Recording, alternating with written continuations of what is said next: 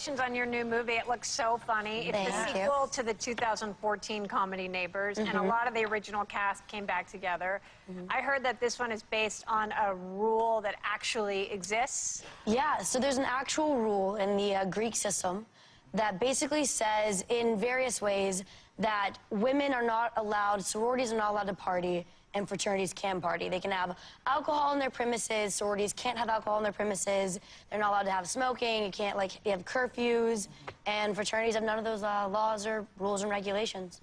That's crazy. That's so wild. Why? It's well, you know, that's the kind of the problem is that it's a very antiquated rule that obviously hasn't caught up to the times. And it just kind of speaks of the deep-seated, like, deep-rooted collegiate level of sexism that is just kind of like, you know, permeates in the college system that no one really talks about. But your character, Shelby, like, decides to buck the system. Exactly. So as us 19-year-old girls like to do, we decide to group together and buck the system and create a sorority that can party and do it safely and not be objectified and not feel like we're being taken advantage of anyway, and just be able to, you know, do our own thing.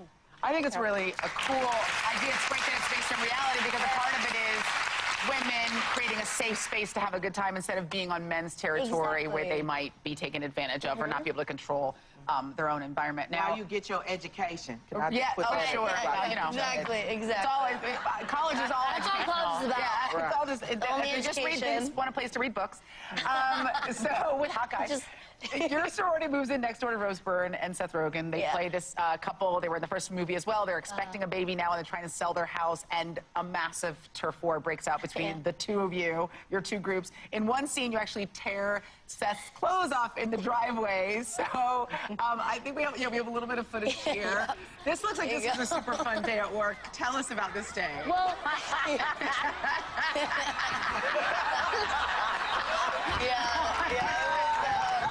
it was interesting, that's for sure. It was funny because...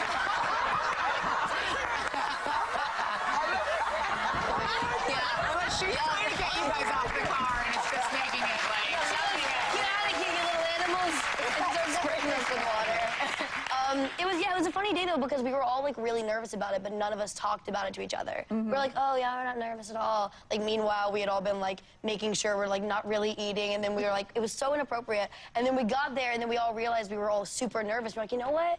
Who cares? Yeah. Like, we saw all of us in bathing suits. We all look completely different, and we were like, you know what? Like, who cares? We're all just doing this together, and why are we starving ourselves to make ourselves look a certain way? Look, women should get each other's back more. Man.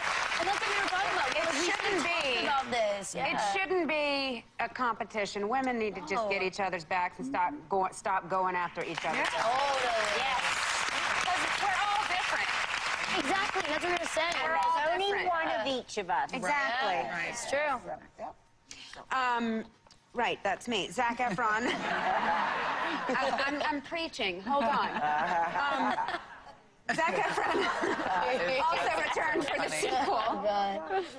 God, look at them. Okay, for the sequel, we heard one of your scenes with Zac might have to wait for the DVD release. Why is that?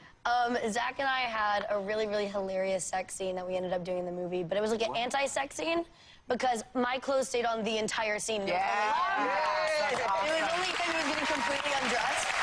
That's awesome.